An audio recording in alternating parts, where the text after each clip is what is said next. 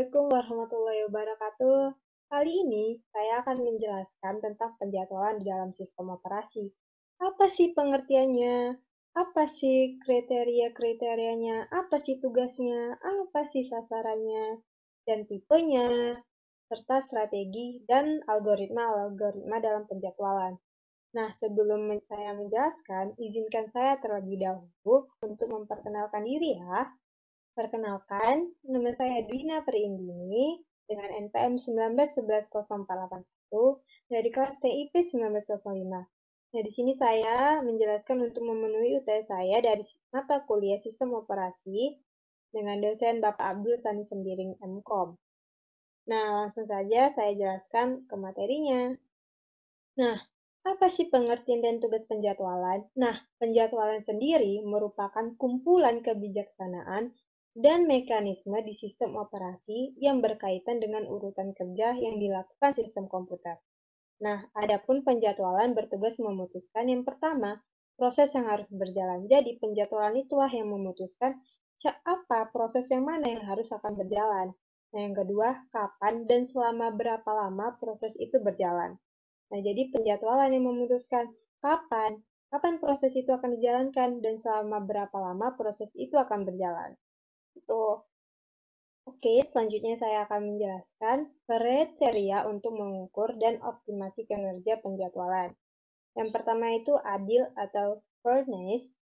Nah, fairness sendiri atau adil adalah proses-proses yang diperlakukan sama, yaitu mendapat jatah waktu dan pemproses yang sama dan tak ada proses yang tak kebagian layanan pemproses, sehingga dalam adil ini akan mengalami kekurangan waktu. Nah, yang kedua itu efisiensi. Nah, efisiensi atau utilasi pemproses dihitung dengan perbandingan rasio waktu sibuk pemproses. Yang ketiga itu waktu tanggap atau response time. Nah, waktu tanggap berbeda untuk yang pertama itu sistem interaktif. Nah, didefinisikan sebagai waktu yang dihabiskan dari saat karakter terakhir dari perintah dimasukkan atau transaksi sampai hasil pertama muncul di layar. Itu tanggap ini disebut terminal response time.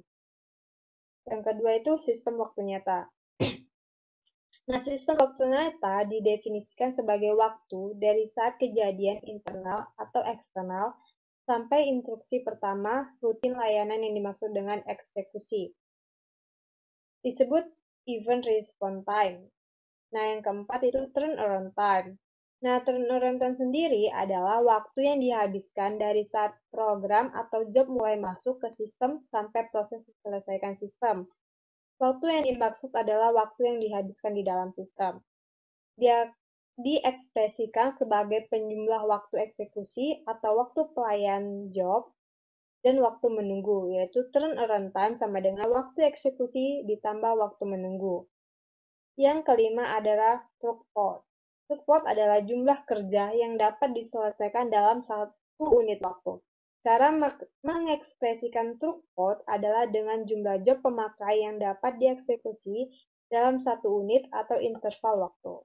Nah, selanjutnya saya akan menjelaskan tentang sasaran penjadwalan berdasarkan kriteria-kriteria optimasi tersebut. Yang tadi, yang ada adil, ada efisiensi, ada response time, ada turnaround time, dan ada throughput. Nah, di sini yang pertama, menjamin tiap proses mendapat pelayanan dari pemproses yang adil. Yang kedua, menjaga agar pemproses tetap dalam keadaan sibuk sehingga efisiensi mencapai maksimum. Pengertian sibuk sendiri adalah pemproses tidak mengatur termasuk waktu yang dihabiskan untuk mengeksekusi program pemakai dari sistem operasi. Nah, yang ketiga, meminimalkan waktu tanggap. Yang keempat, meminimalkan turnaround time. Yang kelima, memaksimalkan jumlah job yang diproses per satu interval waktu. Lebih besar angka throughput, lebih banyak kerja yang dilakukan sistem. Nah, selanjutnya tentang tipe penjadwalan dan sasarannya. Terdapat 3 tipe penjadwal berada secara bersama-sama pada sistem operasi yang kompleks, yaitu yang pertama penjadwal jangka pendek. Nah, penjadwal jangka pendek sendiri bertugas menjadwalkan alokasi pemproses di antara proses-proses ready di menu utama. Penjadwal dijalankan setiap terjadi pengalihan proses untuk memilih proses berikut yang harus dijalankan. Nah, yang kedua, penjadwal jangka menengah. Nah, penjadwal jangka menengah sendiri, aktivitas pemindahan proses yang tertunda dari memori utama ke memori sekunder disebut swapping. Proses-proses mempunyai kepentingan kecil saat itu sebagai proses yang tertunda. Tetapi, begitu kondisi yang membuatnya tertunda hilang dan proses dimasukkan kembali ke memori utama dan ready. Nah, yang ketiga, penjadwal jangka panjang. Penjadwal jangka panjang ini bekerja terhadap antrian batch dan memilih batch berikutnya yang harus dieksekusi. Batch biasanya adalah proses-proses dengan penggunaan sumber daya intensif, yaitu waktu pemproses, memori, perangkat masukan, atau keluaran. Program-program ini berprioritas rendah digunakan sebagai pengisi agar pemproses sibuk selama periode aktivitas job-job interaktif rendah. Nah, karena sasaran penjadwalan berdasarkan tipe-tipe penjadwalan tersebut yang ada di atas ini.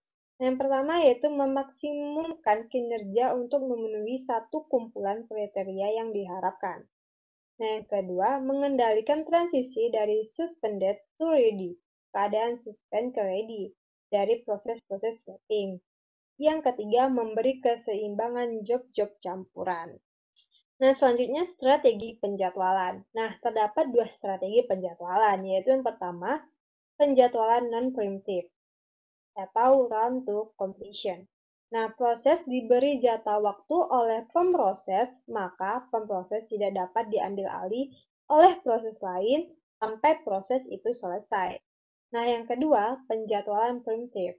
Nah, proses diberi jatah waktu oleh pemproses, maka pemproses dapat diambil alih proses lain, sehingga proses disela sebelum selesai dan harus dilanjutkan menunggu jatah waktu pemproses tiba kembali pada proses itu.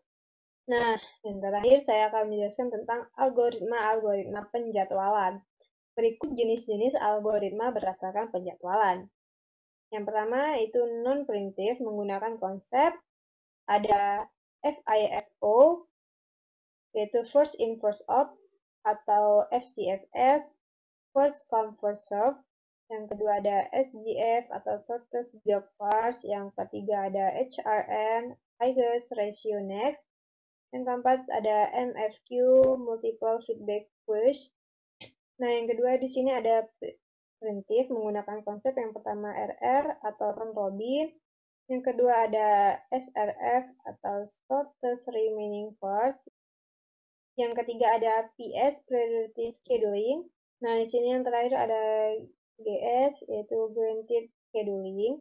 Nah, untuk selanjutnya akan saya jelaskan satu persatu. Nah, sekarang saya akan menjelaskan tentang first in first out ya, yaitu merupakan penjadwalan tidak berprioritas. FIFO adalah penjadwalan yang paling sederhana, yaitu proses-proses diberi jatah waktu pemproses berdasarkan waktu kedatangan. Yang kedua, pada saat proses mendapat jatah waktu pemproses, proses dijalankan sampai selesai. Nah, penjadwalan ini baik untuk sistem batch yang sangat jarang berinteraksi dengan pemakai, sangat tidak baik atau tidak berguna untuk sistem interaktif karena tidak memberi waktu tanggap yang baik. Yang ketiga, tidak dapat digunakan untuk sistem waktu nyata atau real-time application. Nah, selanjutnya, SJF. Penjadwalan ini mengasumsikan waktu jalan proses sampai selesai diketahui sebelumnya. Mekanismenya adalah menjadwalkan proses dengan waktu jalan terpendek lebih dulu sampai selesai, sehingga memberikan efisiensi yang tinggi dan turnaround time yang rendah, dan penjadwalannya tak berprioritas. Masalah yang muncul adalah tidak mengetahui ukuran job saat job masuk. Untuk mengetahui ukuran job adalah dengan membuat estimasi berdasarkan kelakuan sebelumnya.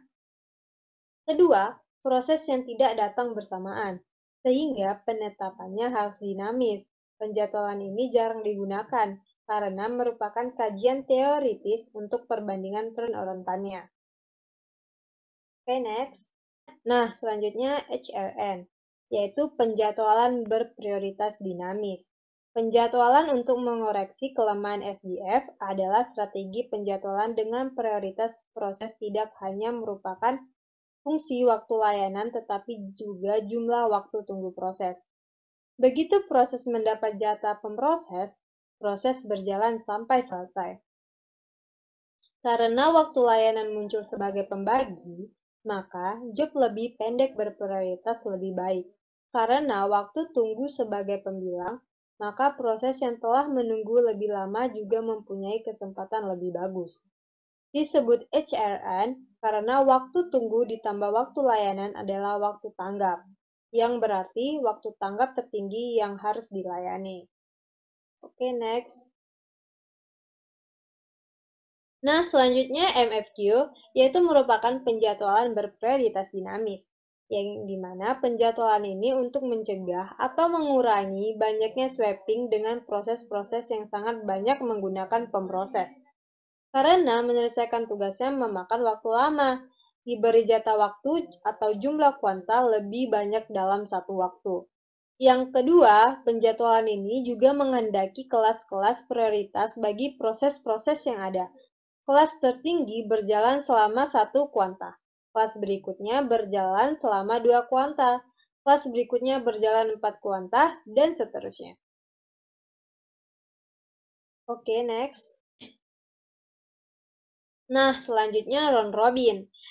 Merupakan penjadwalan yang paling tua, sederhana, adil, banyak digunakan algoritmanya, dan mudah diimplementasikan. Yang kedua, penjadwalan ini bukan di-firm oleh proses lain, tetapi oleh penjadwal berdasarkan lama waktu berjalannya proses, atau firm by time. Yang ketiga, penjadwalan tanpa prioritas, berasumsi bahwa semua proses memiliki kepentingan yang sama, sehingga tidak ada prioritas tertentu. Yang keempat, semua proses dianggap penting sehingga diberi sejumlah waktu oleh pemproses yang disebut kuanta atau kuantum atau time slice di mana proses itu berjalan. Jika proses masih running sampai akhir kuantum, maka CPU akan memprompt proses itu dan memberikannya ke proses lain. Oke, next. Nah, selanjutnya SRF, yaitu merupakan penjadwalan berprioritas dinamis, adalah primitif untuk time sharing, melengkapi SGF pada SRF. Proses dengan sisa waktu jalan diestimasi terendah dijalankan, termasuk proses-proses yang baru tiba pada SGF begitu proses dieksekusi. Proses dijalankan sampai selesai. Pada SRF, proses yang sedang berjalan atau running dapat diambil alih proses baru dengan sisa waktu jalan yang diestimasi lebih rendah. SRF perlu menyimpan waktu layanan yang telah dihabiskan, menambah overhead.